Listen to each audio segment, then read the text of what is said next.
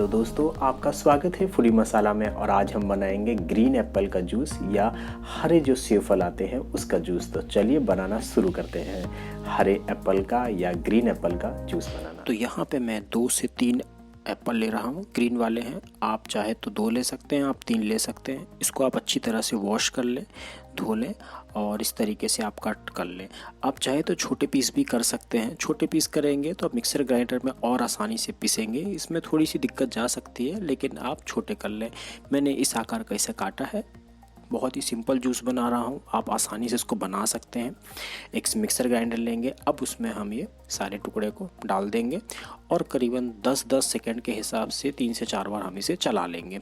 1/4 cup मैं यहाँ पे पानी ऐड कर रहा हूँ और इसमें 2 टीस्पून या 2 टीस्पून मैं यहाँ पे चीनी ऐड कर रहा हूँ। इसके बाद मैं इसमें हाफ पिंच के आसपास काली मिर्च और 2 पिंच के आसपास यहाँ भुना हुआ जो जीरा होता है क्रश किया वो डाल रहा हूँ। काला नमक है, स्वाद के अनुसार आप डाल सकते हैं। हाफ टेबल स्पून यहाँ पे मैं नींबू का रस डाल रहा हूँ।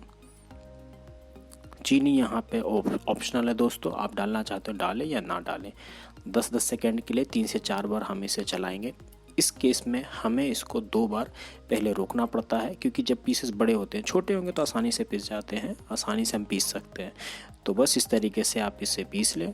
10-10 सेकेंड के लिए 4 बार चला लें और फिर इसको हम एक स्ट्रेनर की मदद से छान लेंगे